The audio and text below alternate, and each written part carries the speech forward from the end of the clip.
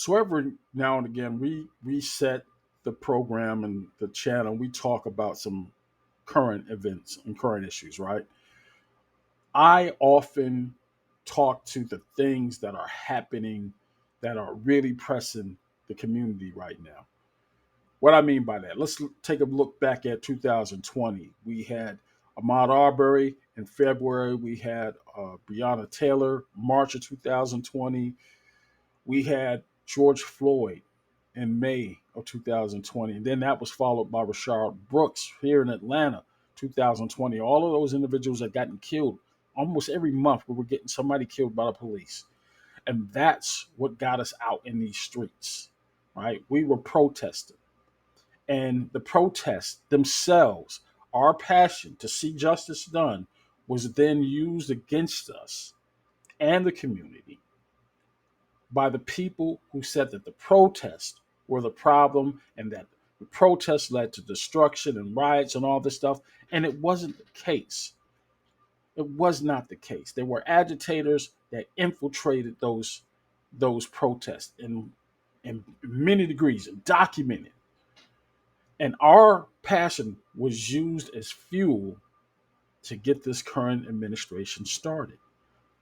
That's bottom line what it was. Flip the script to today, and we've got the Target boycott, which we are gladly participating in, and we're not taking ourselves out to those stores. But when it came to these ICE and No Kings protests, you notice something. We're not out there. And why is it? We're not out there because we don't want the focus to be shifted from these piss poor policies to the aftermath of what happens when you get a lot of people in one area and then somebody decides to take it to another level. And it stops becoming a peaceful protest and becomes something else. And then black people get the blame for it. Now, I'm talking about this because this is a play. This is a ploy to get you out there in these streets and get you riled up. I think that the best possible way to show how we make change is doing what we are doing, and that is not getting out there in them streets. There's been so many impassioned commentary, though. Where are black people? You know, we need solidarity. One thing I can say about the George Floyd incident, or in my own case, when this situation happened in my own family back in the 90s, okay, and if you know, you know, we never asked any other community to get out there. If it was happening in your community, you felt so strongly about what happened, thank you for coming. But we're not going to go out there and petition you to put your life on the line for a cause that you may not be a part of, or even if you feel that you are a part of. We're not asking you. You got to keep that same energy. And the thing that happens all the time is our passions are used against us. That was used as fuel to push a narrative. And all of a sudden, it becomes less about the murders of those individuals and more about the protests. And see, here is the problem with these protests. If we got involved and something happened, and fortunately, and I'm so thankful that by and large, nothing really happened of any scale. But you still had this administration ready to pull the troops out. National Guards were called up. They were eager to set something off. And what you cannot say is that African Americans had anything to do in, in large numbers to go down and be part of that. Now, obviously, there were, and no one's knocking anybody for joining in on those protests. I'm just saying that as long as we stay out, the more focus we get to put on the policies, because it's not about our involvement, it's about these piss poor policies. We have to keep the focus on the problem and not the participants of this march. Now, while we will always champion and be activists for justice and partners with justice. If you're out here asking where we at, you know where we at. You know where we were. We were in those voting booths because we knew this was coming. And we made sure that you knew that this was coming. We got our house in order, despite all the animosity we even had with some of the red pill content. There was even at the early onset of that election,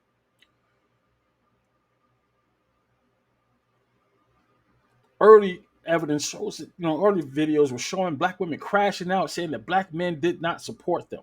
One woman went so far as to say that, wait till the next time one of y'all get killed. We ain't marching. That's what was said because they thought black men did not get out there and vote for Kamala. Facts are stubborn things, and it proved that not only did we vote with our sisters, we voted overwhelmingly, more than we can say for any other group.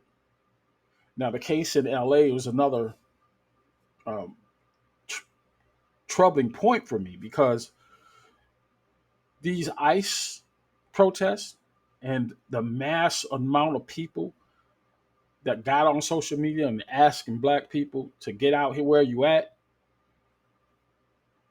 I find it a little disingenuous because a lot of what we're seeing today is like, where's our involvement? Hold up.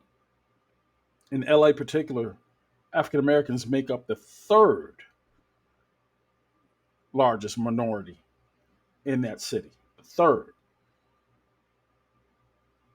behind the Asians and the Latinos. Why are you looking for us?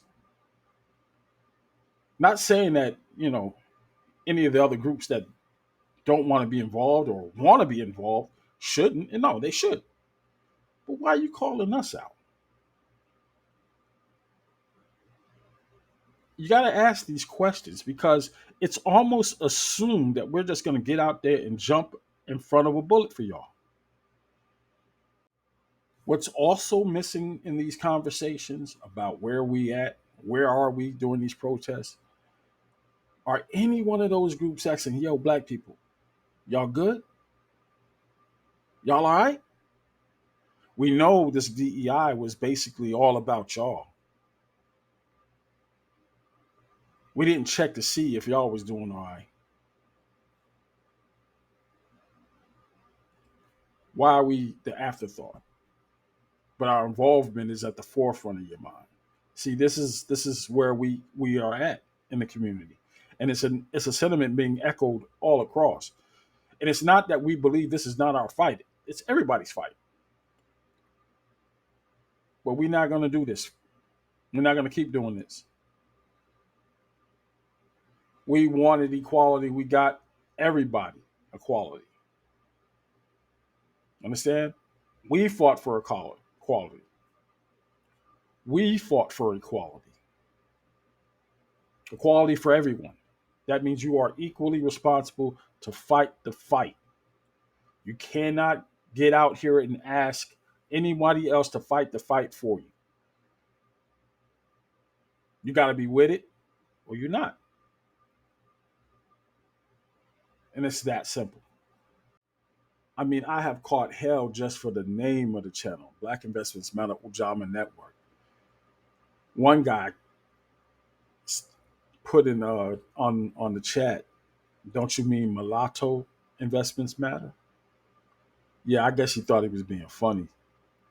But this whole question of nationality, ethnicity, and race keeps coming back up. Especially whenever you're trying to do something for your own community, you catch hell from people outside of the community who don't understand what is going on. And the reason for this channel is because we're not invested enough. And that's why I tune this channel to that specific problem. And I'm going to encourage you out there in these streets and these protests to do the same thing. Get your community together. See, you got to help yourself before you can help somebody else. You got to be good before you can make sure anybody else is good. This is why this channel exists. to try to address some of the problems in my own community. But at the same time, I'm not going to get on a channel and denounce you for doing what you got to do. But you're not going to shame me into jumping in on a fight that I know it's going to affect me. We've been built off of this fight. We tried to tell you what it is here. But at the same time, I think a lot of people, and if you're listening to some of the talk, you're seeing what the results and what the response has been to us warning other minorities, whether they are people coming in from the Caribbean or Africa, the Latino groups, whatever minority that migrates into the United States. We're trying to tell you what it was, what it is.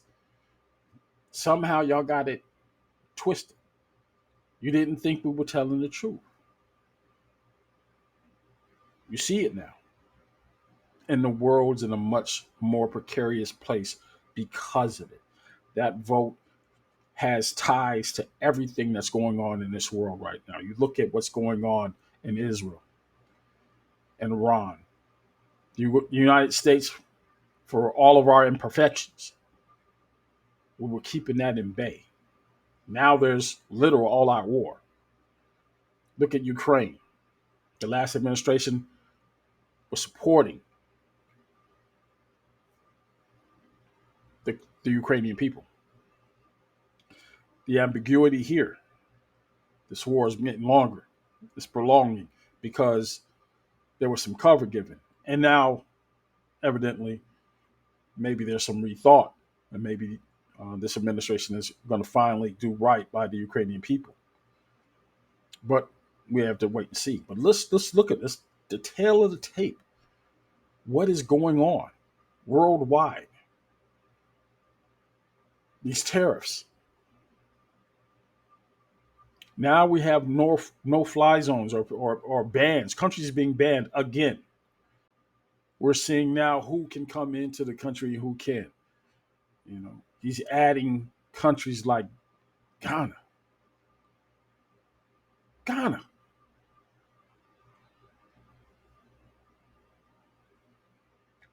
Meanwhile, white South Africans are being flown into the country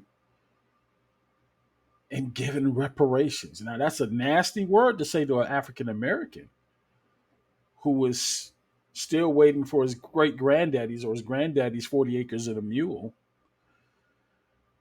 Never got it. FYI. And you understand the problem we have here in the States. And please don't think we're letting anyone in any of the countries that can see this channel off the hook. We know you knew what was going on in this country. We're not blaming you by no stretch of imagination. It's not your fight. You know, you knew what fueled this administration, but you were just as powerless as we were to stop it.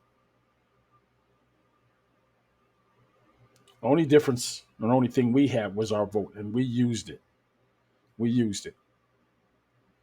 My community used it, and we did not vote for these policies, and we did not vote for this current administration.